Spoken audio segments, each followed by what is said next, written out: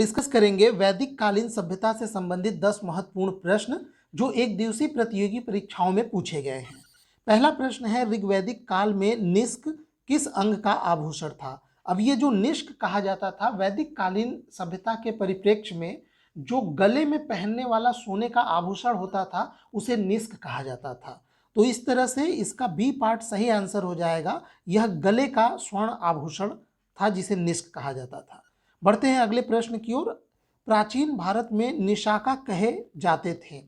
अब यहाँ पे ये जो निशाका है ये उसी शब्द को दर्शा रहा है जो अभी मैंने पिछले प्रश्न में बताया, निष्क। उसी को किसी किसी किताब में निशाका भी बोला गया है। तो ये जो निशाका है ये सोने का आभूषण हुआ करता था, विशेष प्रकार का, जो गले में ही विशेष रूप से पहना जाता था। तो यहाँ पे जो सही आंसर है वो ए हो जाएगा, स्वर्ण आभूषण। गाय नहीं होगा, तांबे के सिक्के या चांदी के सिक्के नहीं होंगे। ये क्वेश्चन यूपी पीसीएस के प्री एग्जाम में पूछा गया था। बढ़ते हैं अगले प्रश्न की ओर। बोगाज कोई, नेक्स्ट क्वेश्चन है, बोगाज कोई महत्वपूर्ण है क्योंकि? अब ये बोगाज कोई ये एक इम्पॉर्टेंट जगह है, आज के लिए नहीं, आज के समय के हिसाब से नहीं, ये वैदिक कालीन सभ्यता के अगर परिप्रेक्ष्य में देखेंगे तो इस जगह का विशेष महत्व है। ये एशिया माइनर या यूं कह सकते हैं आज का जो ईरान का क्षेत्र है वहाँ पे ये जगह स्थित है। और विशेष इसलिए है क्योंकि यहाँ पे एक अभिलेख प्राप्त हुआ है जिसमें वैदिक कालीन देवता, 4 देवताओं का जिक्र मिलता है। इंद्र, मित्र, वरुण और नासत्य, ये चारों वैदिक कालीन देवता थे, उनका उसमें जिक्र किया गया है। इसीलिए उसे बोगाज कोई का अभिलेख कहा जाता है और ये काफ़ी फेमस है। यह इस बात का प्रमाण है कि आर्य उस रीजन से भारत में आए थे, यह एक प्रमाण है। तो यह मध्य एशिया एवं तिब्बत के मध्य एक महत्वपूर्ण व्यापारिक केंद्र था। तो व्यापारिक केंद्र तो नहीं था। यहाँ से प्राप्त अभिलेखों में वैदिक देवताओं एवं देवियों का नाम उल्लेख हुआ है, यह बिल्कुल सही है। वेद के मूल ग्रंथों की रचना यही हुई थी, यह भी गलत है। उपयुक्त में से कोई नहीं। तो देखिए ये क्वेश्चन कई बार ये यूपी पीसीएस या बीपीएससी के एग्जाम में भी पूछा गया है। बढ़ते हैं अगले प्रश्न की ओर। अगला प्रश्न है, निम्नलिखित अभिलेखों में से कौन ईरान से भारत में आर्यों के आने की सूचना देता है? ये वही बात जो मैं अभी आप लोगों को बता रहा था कि बोगज कोई जो अभिलेख प्राप्त हुआ है वह इस बात का प्रमाण है कि जो आर्य हैं वो ईरान से भारत की ओर आए थे। बढ़ते हैं अगले प्रश्न की ओर। अगला प्रश्न है, 14वीं सदी ईसा पूर्व का एक अभिलेख जिसमें वैदिक देवताओं का वर्णन प्राप्त हुआ है। अब देखिए यह भी बहुत वही सेम क्वेश्चन बार बार पूछा जा रहा है अलग अलग तरीके से। इसका भी अगर आप आंसर देखेंगे तो ये बोगज कोई से जो प्राप्त हुआ अभिलेख है उसी की बात की जा रही है। ठीक है, आप लोग याद रखिएगा, इसमें 4 जो वैदिक देवताओं का नाम मिला अभी अभी हमने बताया था।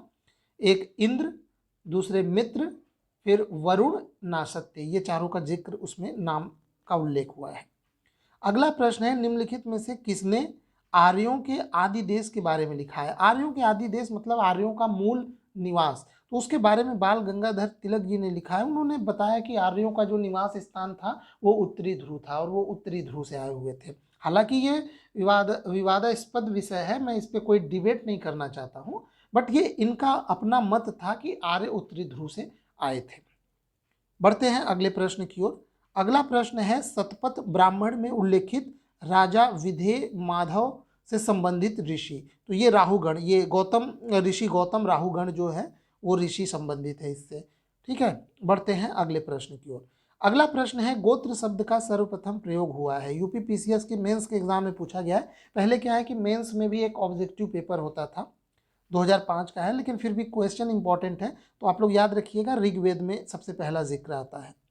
बढ़ते हैं अगले प्रश्न की ओर। अगला प्रश्न है, वैदिक आर्यों का धर्म मुख्यतः था? इसमें धर्म की बात की जा रही है। तो जो पूर्व वैदिक आर्य थे उनका जो धर्म ज़्यादातर जो संबंधित था वो संबंधित था, यहाँ पे पहला ऑप्शन भक्ति दिया है, दूसरा ऑप्शन है मूर्ति पूजा और यज्ञ। तो यहाँ पे ये ध्यान दीजिए, मूर्ति पूजा तो नहीं होगा, यज्ञ बिल्कुल था, प्रकृति पूजा और यज्ञ, और प्रकृति पूजा और भक्ति, भक्ति तो उस समय भी नहीं था। देखिए वैदिक आर्य जो थे उनका ज़्यादातर जीवन अलौकिक चीज़ों पे केंद्रित था, यानी युद्ध जीतना, भौतिक सुख सुविधाओं की प्राप्ति, धन धान्य, पुत्र की प्राप्ति, तो इस चीज़ों पे केंद्रित था, जो कि पारलौकिक बातें अभी तक नहीं थी। ऐसा कोई ये पूजा का ये नहीं था कि मुझे अगले जन्म में अच्छे कर्म मिले या फिर मैं अच्छे कर्म करूंगा तो अगले जन्म में ये होगा वो होगा, ऐसी कोई बातें नहीं थी।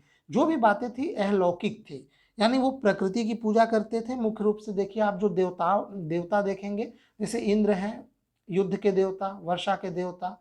इसी प्रकार आप जानते हैं वरुण हो गए ऋतु के देवता।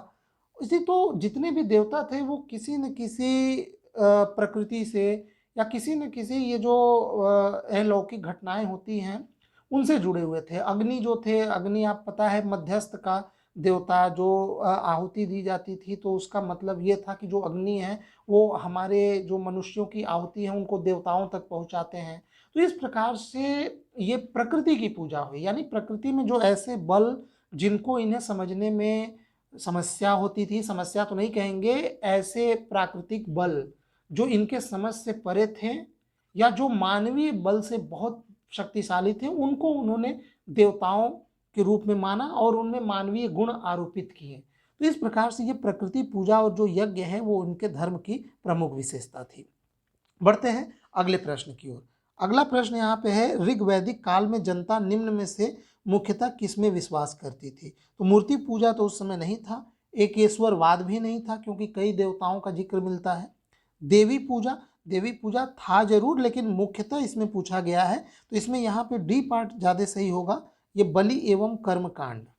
ठीक है, बलि तो खैर बाद में शुरू हुआ लेकिन कर्मकांड यहाँ पे रहेगा। देवी पूजा को हम ऐसा सच नहीं लगा सकते हैं क्योंकि देवी पूजा बहुत डोमिनेंट नहीं था। अगर देवताओं की पूजा होती तो एक बार हम सोचते हैं इस ऑप्शन को, लेकिन यहाँ पे बलि एवं कर्मकांड इसका सही आंसर दिया गया था आयोग के द्वारा। बढ़ते हैं, तो बस इतने ही प्रश्न हैं इस सेगमेंट में।